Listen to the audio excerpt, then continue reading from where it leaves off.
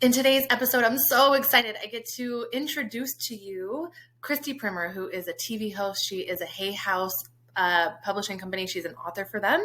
And she is just an overall badass. She's a women's empowerment coach. She is helping women just understand how to live an epic life and what that means for them, because that definition is different for everybody, right? So in order to unravel that and understand what that is, we have to dive deeper and have a conversation around worthiness. So we go really deep into that in this conversation. And so I hope you'll enjoy and just really think about all the key things that you're taking away, because it doesn't matter if you're at this place in your life where, she is, where she's done all, she's manifested all these things, and obviously she's still going and creating, but she's hit a lot of goals that a lot of people only dream of for their whole life. She's hit that.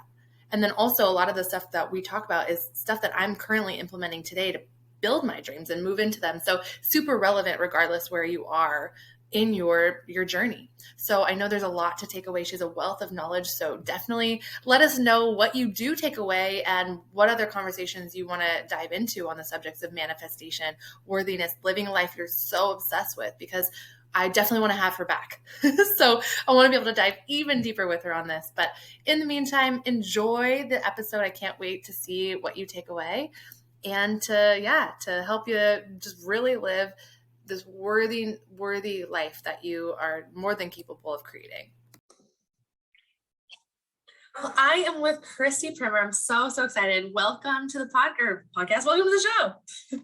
Welcome to the show is right. Hi, Jesse. I'm so happy to be here with you. Hi. Well, you're just such a burst of energy, such a light. I'm so glad you're here. For anybody that's kind of newer to the community, I've had, Christy on with us before. And so now we're just get to really dive deeper into this conversation. So I'm really excited to have you. And what I'd love for you to do is just tell us a little bit about you. Tell us about who you are, what you do, and intro us in.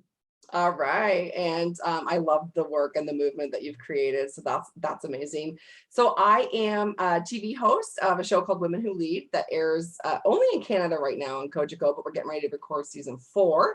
I'm an author of 3 personal development books. I am obsessed with helping women live their epic life.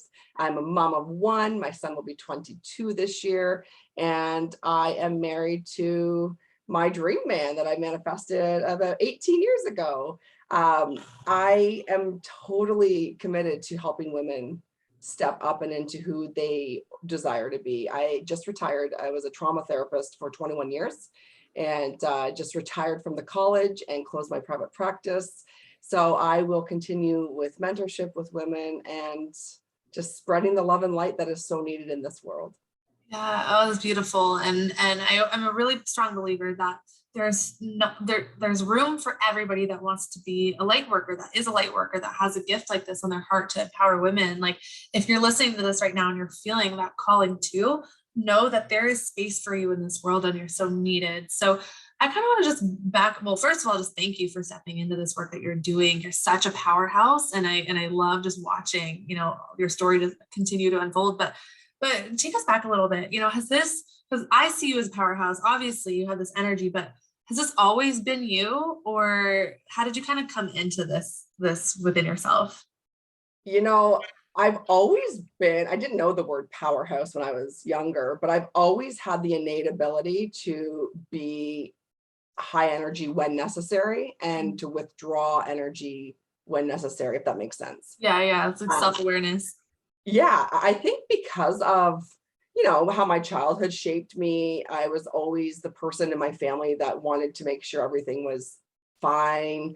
I was always the child that did what I was told and didn't want any more chaos in my home. That transpired into me being able to hold space for people and got me into the field of helping people. So I've always had this kind of innate ability to not only read people, but to read the environment, which has been so impactful and important in my success and as I continue to evolve. So I've honed it, of course, and continue to, but I can say that I've just naturally been gifted with this ability, and now I'm learning how to use it even better and more effectively.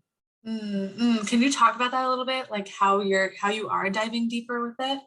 Yeah, I am a firm believer and we lead by example. So we do what we try to help other people do, and we do it first, Yep. or alongside them. I for a long time didn't know how to control my energy. So I would walk into the room and I'd always have big energy, but if I wasn't feeling so good, that would be big energy too, if that makes sense. Yep. And what I've done in my commitment to inner work for life, I mean, this is what, almost 16, 17 years of inner work, is really allowing myself the ability to choose where I share my energy, how I share my energy, and learning that it's okay to not always be on. Like, I need a lot of alone time. And a lot of people get surprised by that because they're like, you're such an extrovert, but I'm not. I'm like, I'm the girl that wants to be at home with a book or under a blanket chilling, because when I'm on, I'm on. And when I'm off, I'm rejuvenating. I'm a thinker. I'm a poet at heart. So I'm always thinking. And I didn't know how to control that or let it be safe for me, because again, growing up, I was always the fixer. I was always the helper. And I realized in my career as a trauma counselor, that would lead to massive burnout. Yeah. So still learning it, but way more confident in who I am, of course, and pull from the wisdom that I've learned through a lot of lessons, which I know you can relate to that. We learn things so we can grow and evolve and help others. So hopefully that answers your question. Yeah. And one thing that I've noticed, not only about you, but just any woman that I view as just kick ass in life, is like you just know yourself. You're like, I am this, but I'm also these things too. Like, you don't box yourself in. And I think it's important to know, like, success doesn't mean you're just one thing, or being a confident person doesn't just mean you're one thing. It means you have all these different sides and pillars of yourself that you acknowledge, that you honor, and that you allow to show up when you allow to be expressed when you feel them. Right? It's like not shutting down different sides of yourself because you think you're supposed to be a specific label. It's like, no, I'm this, but I feel like this right now. I'm going to honor that side of me. Yeah. Right? Is that true knowing of the self? I have so many questions that I could veer off into, like, how did you build this relationship within yourself? But I want to talk a little bit more and you can go there if you want, but I want to know a little bit more about just what an epic life means to you, because I know that, as you said, is kind of your mission. You're like, I want women to just really understand how to live an epic life. Like, what even is that? And what are some ways that women can get there? Yeah. And honestly, Jessie, that kind of dips into, how have I learned to do this, and why do I do this? Is I had to figure out who I was. I firmly believe that we, especially as women, men deal with this too, but as women, we have so many labels and titles put on us that we take on as our identity. And through different events in my life, I've lost a lot of titles and labels, as well as gained different ones. And I don't just mean wife and mom or like manager or public speaker or counselor or anything like that.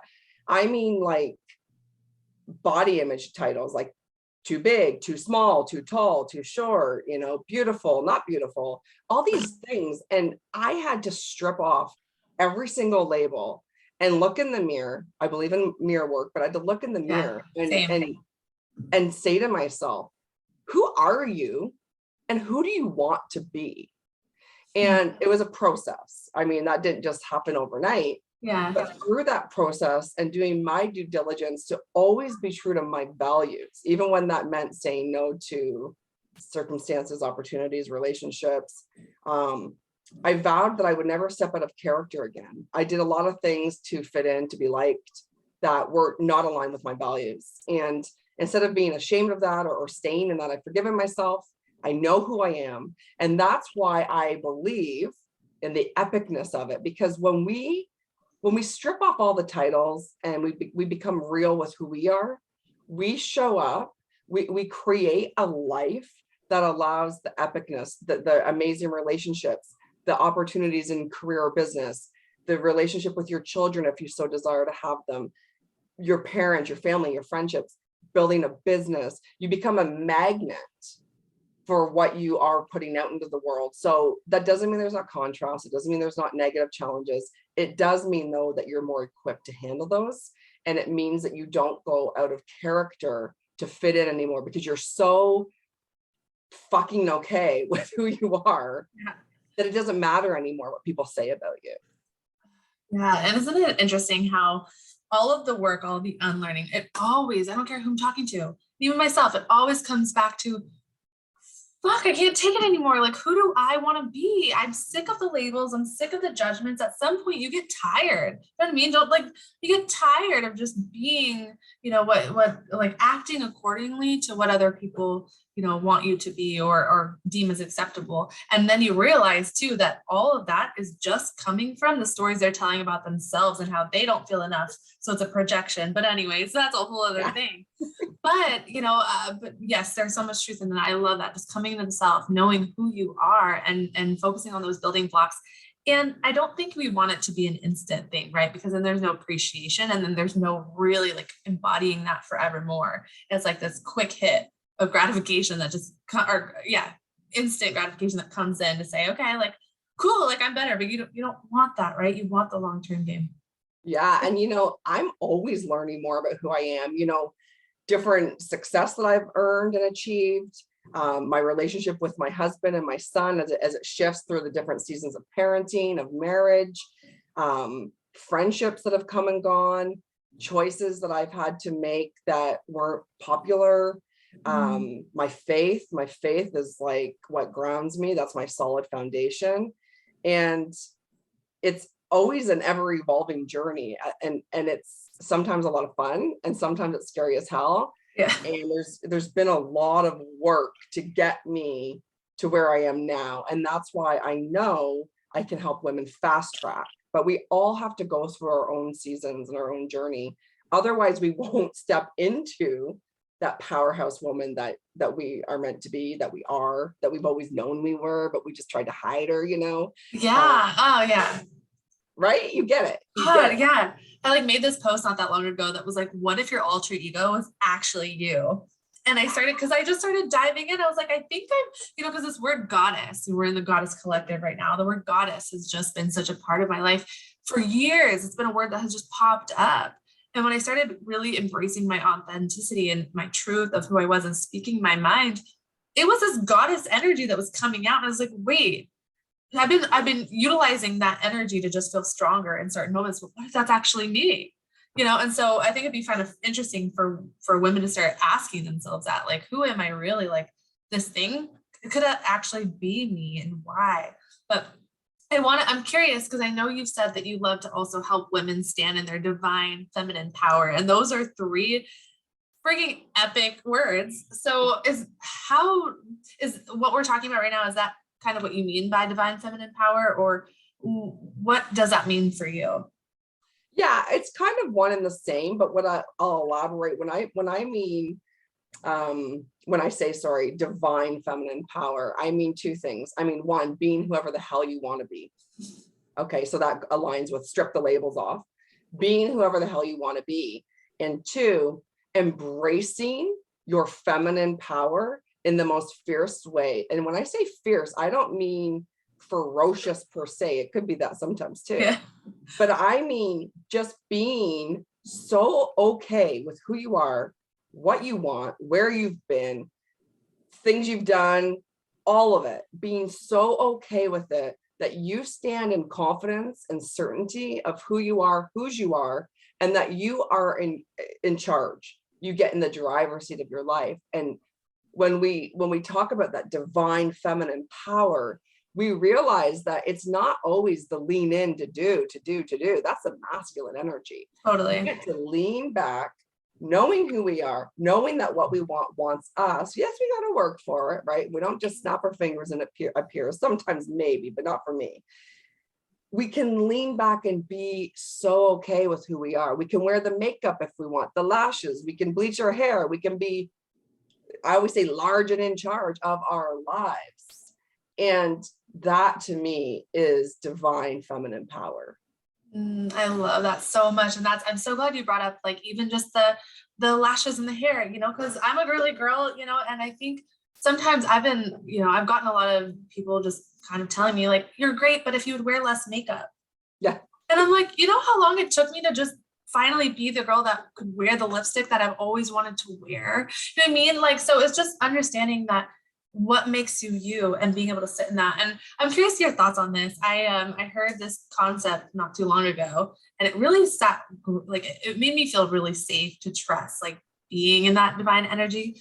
But it was about like you were saying, sitting back, but saying, I forgive myself for feeling like I need to be anything more than this right now or who I want to be. And it was almost like that allowed me to just sink into the sit back. I don't know. Is that something that resonates with you, or you've ever thought about? Or Yes. I mean, I love that personally. I love it because it allows us to be whatever we want to be as a woman. We can wear makeup, we cannot wear makeup. We can have long hair, we can have a shaved head, we can do whatever we want. And that is that energy of like, let's sit back, let's lean back and stay true to who we are. And when we're okay with ourselves, we show up so much differently. We show up not always confident all the time, because I do a lot of shit scared. Like I'm just like, I'll say yes and I'll figure it out. Oh my God, that right there, we could make a whole other episode. Right. But we get to actually try things out and figure out, hey, do I really like being like this, or when I behave like this, or maybe I want to try something different. And we do it without constraints that society, parents, exes, partners, anybody puts on us. We like strip those off and we're like, actually, no, I'm okay with who I am. And if I make a mistake, great, because I'm going to learn from it. But we stop being cruel to ourselves. We stop worrying so much more about other people's opinions, and we start giving a shit about our own. Yeah. And then you realize, oh my God, I will say for me, I went through like a grieving process of realizing, whoa, I've been so ungrateful to be me. I've taken, I'm 30 now. I've taken all these years to just not appreciate myself and the ability to be in my body and live this life, and it was like this realization, and it was a grieving of, wow, only now am I really accepting myself and what that means. And so I pray that everybody can get to that feeling of empowerment. Going off script here a little bit, but I can't not ask you about this. So I know you are, like I feel like you're a fierce manifester. Like you talk about, like you brought in these amazing things in your life, like relationships, career, and obviously, you're doing the work, right? You're doing the aligned action steps to create this, but I wanted you to talk about how you manifested this stuff, or how you've allowed to just yourself to move forward in thinking big. Because I will tell you, this is something that I didn't do for a really long time, or I help my clients sort through, is that feeling of I'm allowed to think bigger than what I think I can have. Wow. What a question. I love this. So I'm literally sitting here and I'm thinking, where do I start? Because I've always had big dreams. Like when I was young, like 6, 7, I wanted to be an author. I wanted to be I wanted to be on TV. I wanted to be a model. I wanted to change the world. And I remember sharing my dreams with, my parents, my grandmother, teachers, and a lot of people. My grandmother especially was like, oh yeah, but a lot of people were like, well, because I grew up in a small village. Like most of the women at the time did not work. They didn't leave the house. Wow. And it was just the vibe at the time. I think it's evolved since then. And I remember just thinking to myself, well, I can do it. Like, why can't I do it? And then it was years of people telling me I couldn't do it, or I wasn't good enough this way, or wasn't this. And all of that to say, the compound effect was I didn't want to prove them wrong. I wanted to prove to myself that I could do anything I wanted. I didn't know what manifesting was at the time, but I was raised, I did grow up in church. And if you actually understand the Bible talks about manifestation like through and through and through and through and through. Okay. So side note from that, I always wanted to do what I wanted to do. And I always have had the tenacity and a little bit of stubbornness that I will find a way. And it hasn't always been glamorous. In fact, it hasn't been very sexy at all. But I want to just highlight something that really was the catalyst for me. So I had my son at 21, And my son was born with a brachial plexus injury, which led to him having Erb's palsy. Mm. At the time, I had no idea what was going on. My marriage was in dire straits. I'm having a baby. I'm literally a child myself. Looking back, I'm like, holy shit, I don't know how I did that. Yeah. And I have these doctors telling me my son's never going to use his arm. He has to have emergency surgery. He has to go through all these things.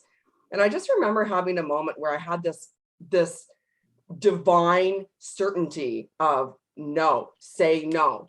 And I remember the doctor said I was crazy. My now ex-husband didn't really say too much, but was kind of like, we should probably listen to the doctors. And I had this certainty that if I could speak healing in life over my son, and if I could search out the top specialists, my son would not only use his arm, but he would soar. I got chills. I just got chills. Let's just say he'll be 22 this year. He will be the first Canadian aircraft mechanic. He's been flying since he was 11. He's got about a 65% healing. He's doing things that I get emotional about this because it's my son. Yeah. He's doing things that specialists were like, he'll never do. No surgery. I didn't fill out the disability forms. He's so handsome. He's so kind. He's such a powerhouse. That is my greatest testimony of trusting yourself, trusting in your source, whatever that is for you. Yeah. And knowing that if you believe it and you speak life over it, miracles happen. That just led to calling in my dream man. I was sick of dating, went through a divorce, sick of dating duds, wrote a checklist, everything I wanted.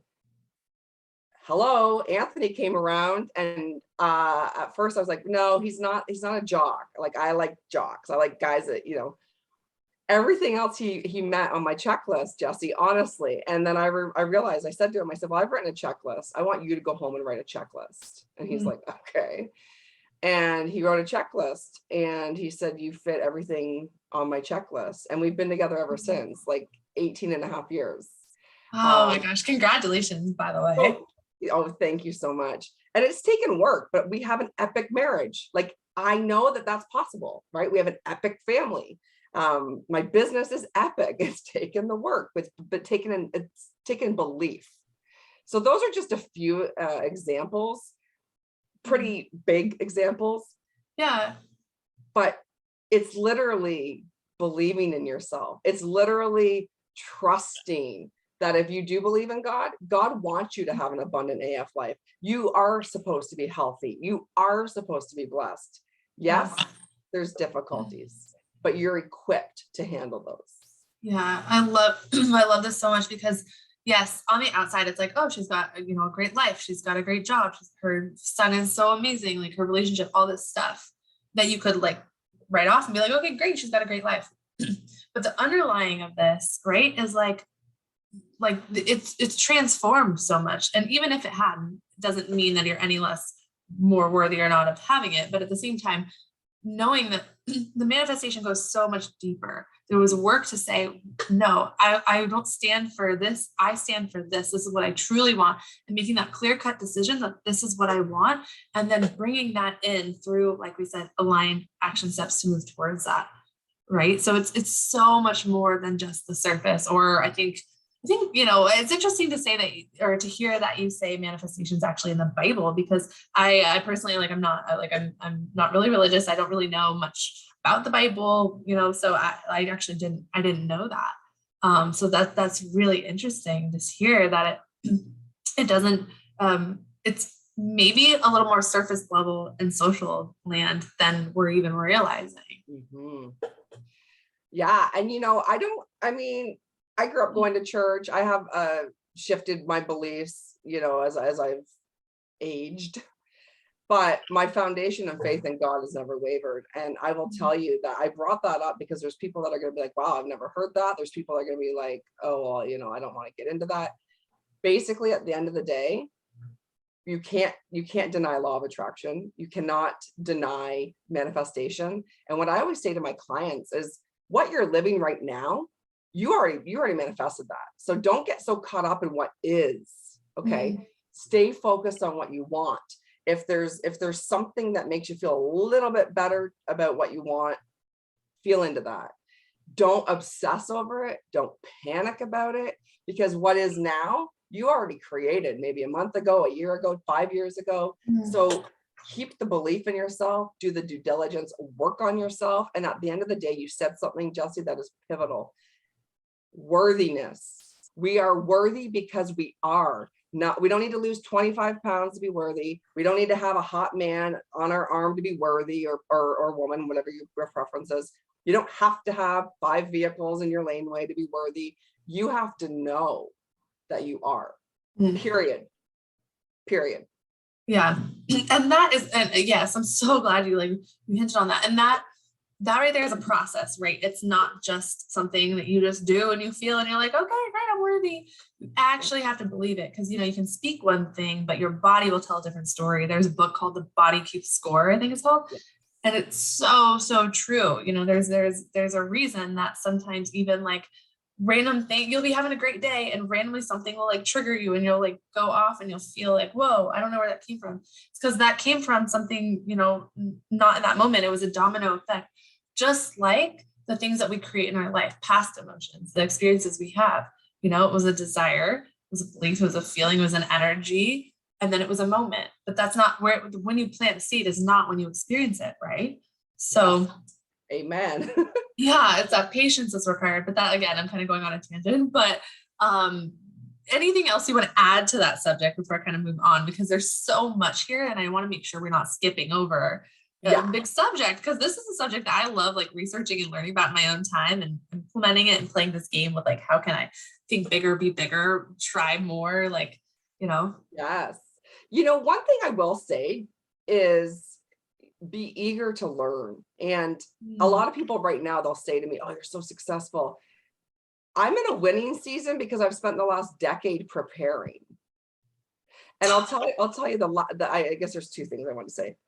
Your mental resilience and health is critical to your success. So for me, I focus on, I have a daily personal development routine, self-care junkie for a reason, right? So I call myself that.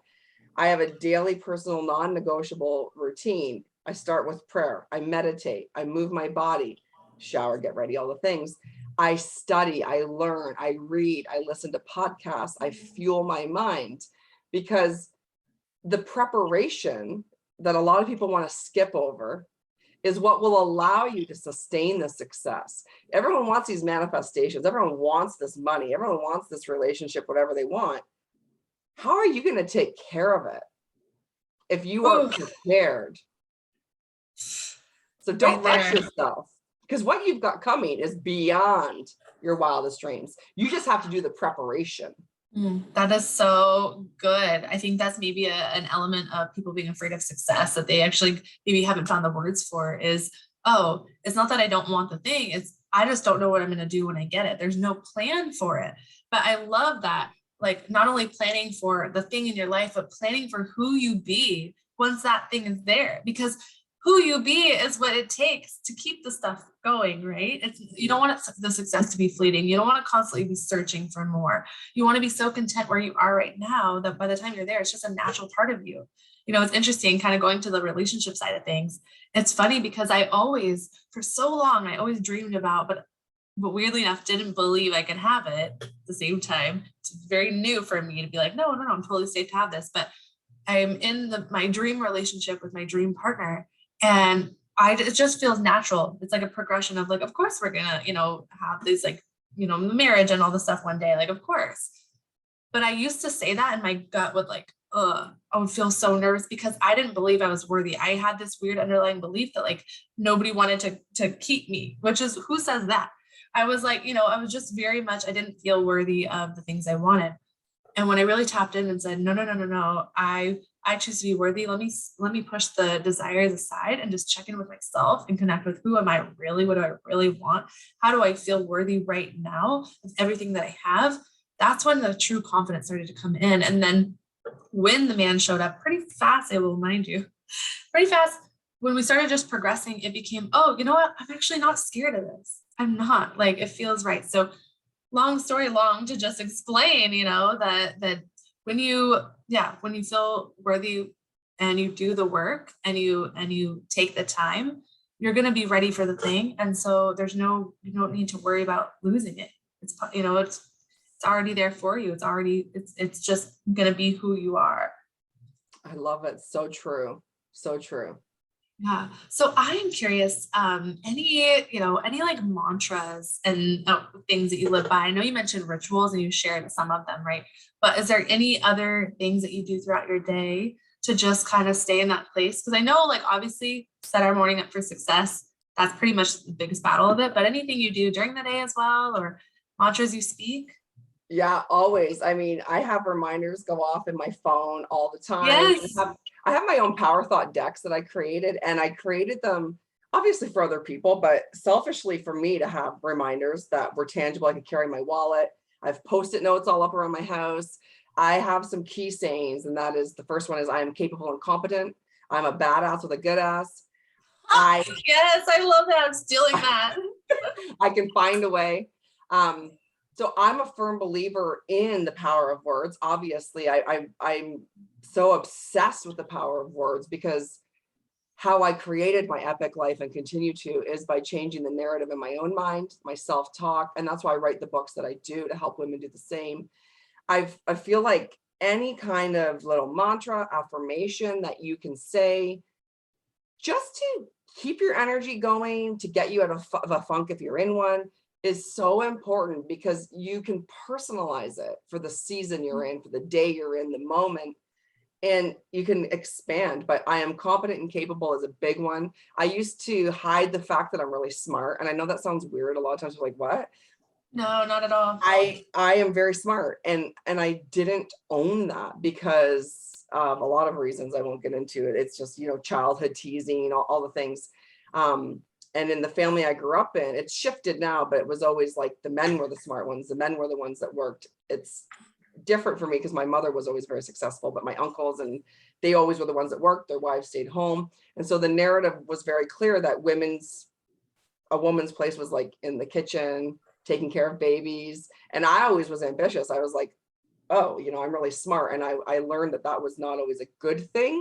I own it now. And I think every woman should be proud of being intelligent, especially if they're emotionally intelligent, which is almost even more important than academia. But I think that stepping into that and owning the things and finding a power thought or an affirmation can help you do that, right? So swear by them. Swear by them.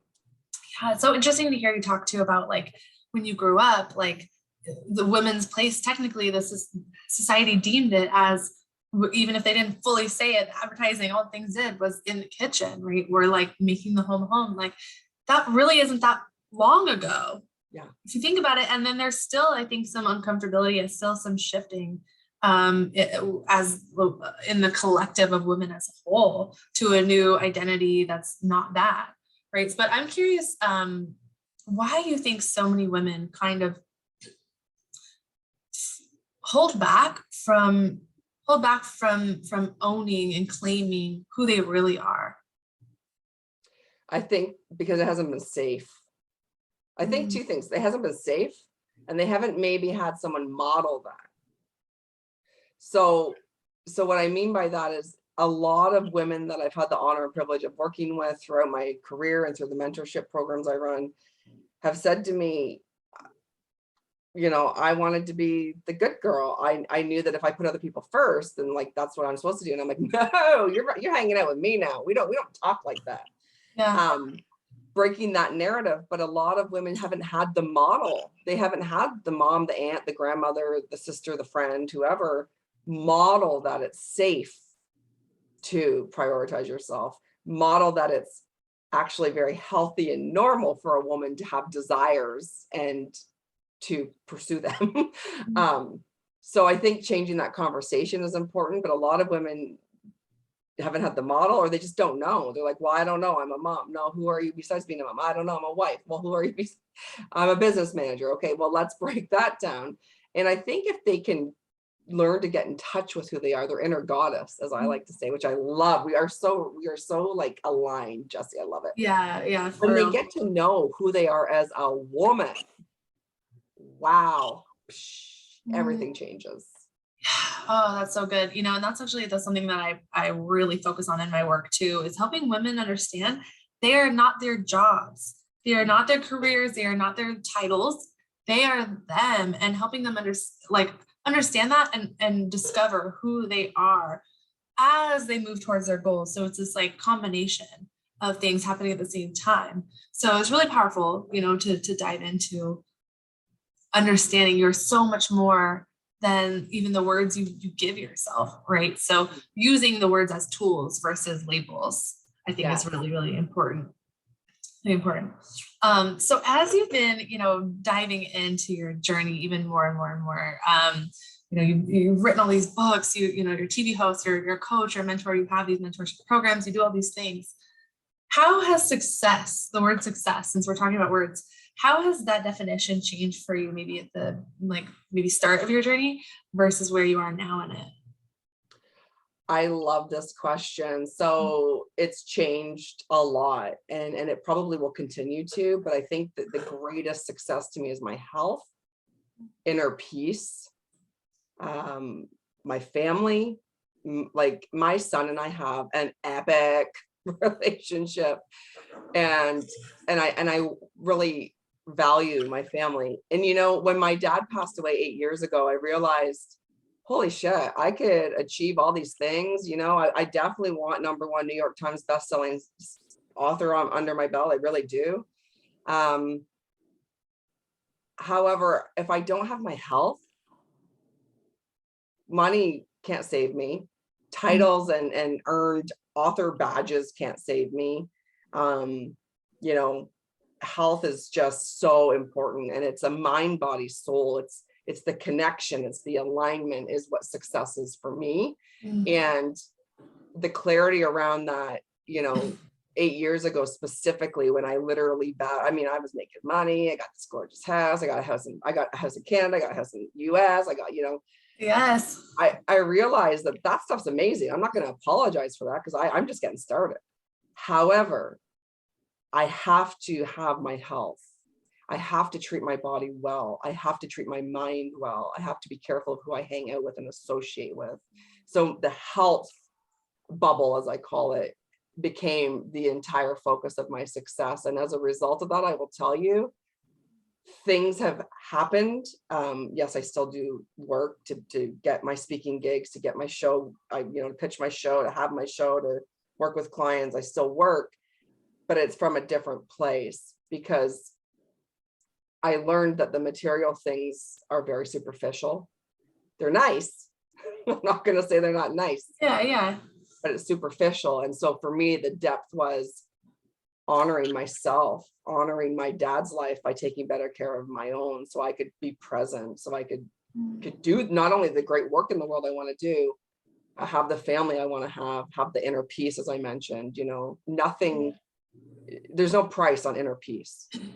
Yeah, absolutely. I love that you share all of this. And I think one way to just, make sure that those material things that you said, that obviously, like they're just that, they're just material. They don't really hold the weight.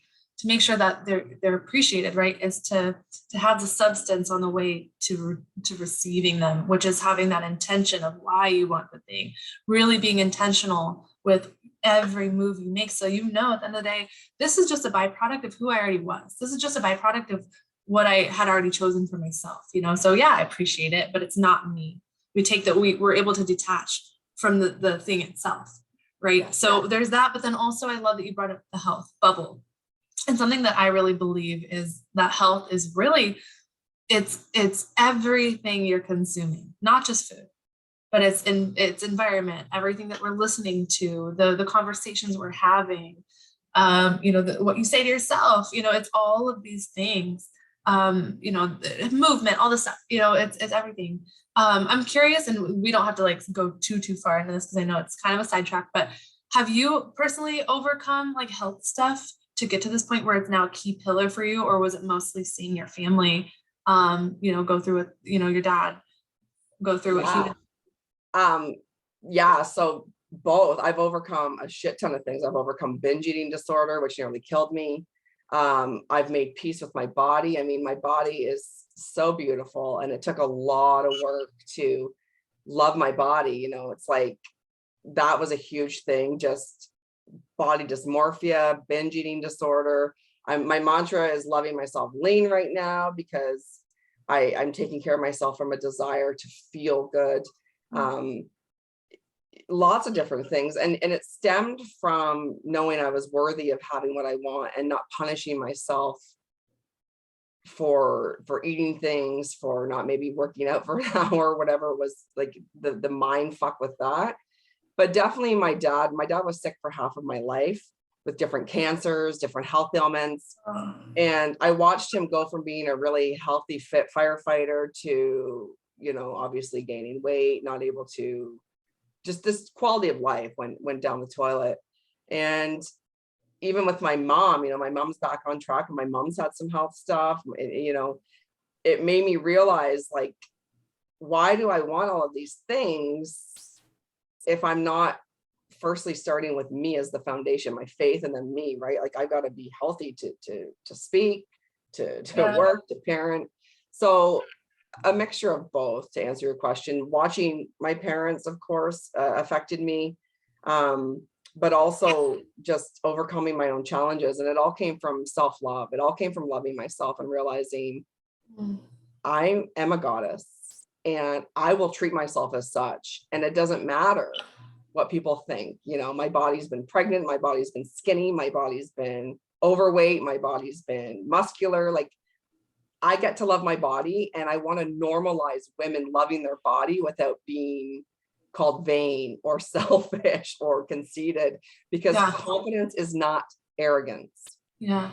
Oh God, this is so good. I literally, I feel like we could clip that and be like, this is our episode, because it's that's like a core. That's a core of just a self-love and saying, I choose to honor my body, the temple that I am in. I choose to honor it so that I can, I can thrive. I can do all the things that I want to do. And it's not just, I think too, when you have a bigger why, when it's not just about you, it makes it easier to make choices that are honoring your body more.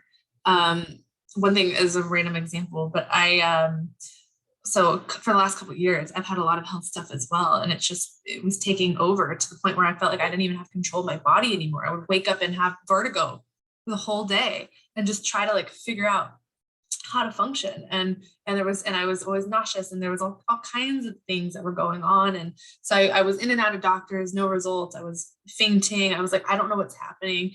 I love to eat. So I'm like, this makes no sense. And so I was just kind of at my wit's end. And what I ended up doing was I actually, the moment, this is where it sounds crazy, but we're here. I'm like, we're woo-woo. I think we can do this. About a month ago, I said, I can no longer choose things that don't align for me anymore. I can no longer live out of alignment. And I realized that when I was living so out of alignment doing it, honestly, corporate, not to say that that's bad for anybody, but for me, I knew I was going against myself every single day being in my 9-to-5 job. I was not believing in myself. But anyways, so being willing to stop splitting my energy, because I was so split, really being who I wanted to be and living this other, I call it muggle life, because it's what I thought I should do. Anyways, I decided to finally stop living out of alignment and bring my energy back together. And I put in my notice, and, I'm in my officially first week of really being my full-time boss, but doing it the right way, because I've tried to do this before. And anyways, it's a whole thing, but my health improved. Everything became better. I haven't had a single health anything that I had been dealing with the last 2 years. And so that's why I just want to speak to the health topic. It's kind of why I brought it up, or wanted to dig further with you on it, is because it's so powerful to know that it's all related. And if you're going against yourself in one area, chances are you're going against yourself in another area. And unfortunately, sometimes things have to speak so loudly before we make changes. And so yeah, I just think about the health journey, and how once you can really get that in alignment, it shifts everything else. But you have to be willing to look at it and decide, I don't want to live like a prisoner in my body. I want to be healthy. I want more for myself. But that was a tangent I didn't know I was going to be going on. I love that. I love that you shared that. And I totally forgot. Sometimes I forget things because I've overcome them, and I'm like, But in my latest book, I actually wrote about how I had chronic right side pain. I had vertigo. It was debilitating, chronic right side pain. Long story short, when I dealt with the abandonment issues, when I dealt with lots of just different male toxic relationships in my life, when I accepted that my dad was dying, a lot of the symptoms slowly started going away. And I spent thousands on holistic specialists and physio and acupuncture, MRIs, CAT scans, all the things. And it was directly correlated to not just disconnection and misalignment, but grief and other things related to, you know, male energy. So I love that you shared that, because someone listening right now is going to be like, holy crap, I relate to that, and that speaks to me. And I think that when we share our snippets of our story, Jessie, we help empower other women to take action. And that's literally what my whole life, my business, everything that I stand for, that I, you know, believe in, that's what it's about, is helping women love themselves inside out. So I love that you shared. Yeah, from the inside out. And something I want to share too on this, and thank you for your words. Something I want to share on this is that, you know, if you feel like you need to get the test, go do the test, right? Like, I'm not sitting here advocating like, oh, the answer is inside of you. You don't need that. Like, do the test, have the peace of mind. But I just bring this up because if you're going through what it sounds like you and I both went through, of just so much money, so many tests, everything's coming back normal or like super healthy. Like, I now know I'm extremely optimal from the inside out, which great. But when I was still experiencing all the symptoms, I was like, okay, but something is not right. And so being willing to just keep going, being your own advocate, because you know that you are worth that. You are worth getting to that optimal healthy place. That was actually my word for the whole time I was going through it. I just kept telling myself, I'm optimal health. I'm optimal health. And now things are showing up for me to really live in that. But yeah, once you really, you know, own that within yourself, and you get to a place of like, okay, I've been healing. I've done the work. I know what was causing all of that. Just unapologetically, just keep moving in that direction. Do not go backwards to the things, right? It can be so easy to be like, hey, I fixed it, got it, I'm good now. It's like, no. That is your sign to just keep moving forward, which is why, even though I'm like a little bit like, oh, I don't know what's on the other side of this, fully going 100%, you know, into my dreams, I got to trust that if it healed my body, this is what I need to move towards. It's only going to be successful, you know? Yes. Yeah. Yes. And so it is. So kind of looping back around in a really weird way. I'm curious, kind of going back into that conversation around success and what that means. I think something that I really want to tap into really quick is that I know for my own self and my journey and a lot of my clients, the success can feel so far-fetched. It's like, we're doing all this work, right, to believe it. We're like, yeah, like, you know, I know I'm capable of more. I'm meant for more than this, but that belief sometimes can be so hard. I know it's a muscle you build, right? But is there any tangible advice or any thing that you would share with women who are like, God, I just feel like it's so far away from me still though? Yeah, because I still experience those fleeting thoughts and feelings. I just know how to diffuse them more quickly now with the toolkit I've built. Yeah. I firstly want to say, stick with it, because it's natural. I mean, you see all these people that, you know, have all the success, and they might have a blue check mark, and you might think that they're living a better life than you, but they too had those feelings or those doubts, or it just felt like it was never going to happen. And then it happens. So stick with it. Always go back to why. And so one of the things I love to do is journal on. I'm an avid journaler. You know, I'm so happy that this has happened because, and I know that this is happening for me. This is the greatest takeaway because, so taking whatever is going on, but reframing it to be something that's working in my favor. That's something that you could do if you're listening. Reframe what's happening as if like, oh, this had to happen because now I'm able to, you know, handle my money with more confidence, or, you know, walk into a room with my head held high, whatever it might be. The other thing that I really want to say is know that your progression is yours and yours alone. We cannot rush up the time. The divine doesn't work on our clock. We can't rush up all of our manifestations. We can't put a urgent order on everything that we want, because that's not the way it's supposed to work. Like I said earlier, we have to be prepared. We have to be ready to sustain it, to hold space for it, to, yes, live in the of course energy. Of course that happened. But we can't do that when we're still functioning with the fear and the doubts and the imposter syndrome of where we're maybe at right now. Yeah. So know that it's all part of the journey and embrace it. Don't resist it. Embrace it. I love that. That's how you speed it up, right? It's the hurry up and wait game. But the longer you resist it, the longer you focus on what you don't like about yourself, your body, your relationship, your bank account, job, whatever, the more you're attracting all of those things to be, unhappy about, complain about, and keep your heart right, keep your mind right. I love that. And it almost makes me think too, maybe it's just a reframing and redefinition of what success even means. Yeah. Right now we hit on that a lot before, but just finding the joy, the success in the process of getting there is going to create that. You're amazing. So before I ask my last question, I just want to know, is there any last words of advice that you would give somebody listening to this that just, they see you and they're like, besides everything we've already talked about, but maybe they're like, gosh, I just want to feel more empowered right now. What would be something that you just kind of sign off with? Last piece of info. Stop breaking promises to yourself.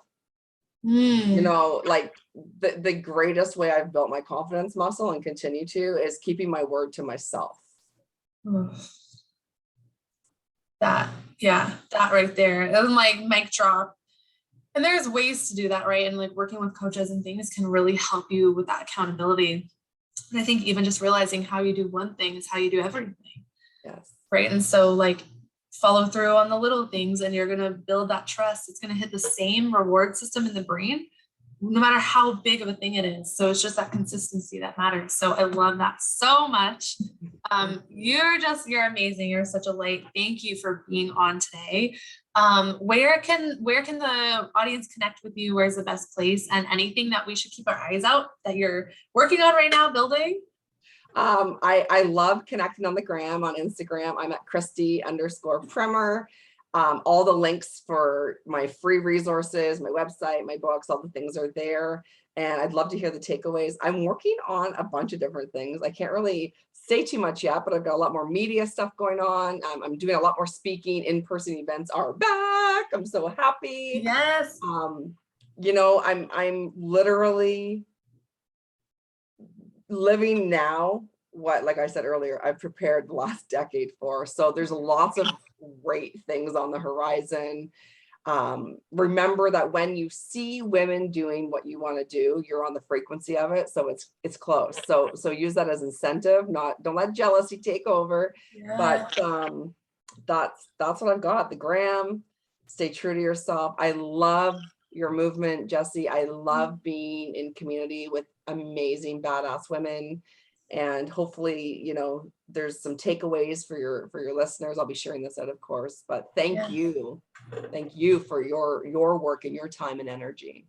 Oh, thank you so much. I'm just so grateful for that. Thank you. And all of your links will be in the show notes. So we'll definitely be keeping up with you and waiting to see, what's on the horizon and what, comes to life after all the work you put in. So again, thank you for spending time. You're amazing. I know there's so many quotables in here that we whoever's watching, go back and rewatch it and then use a journal.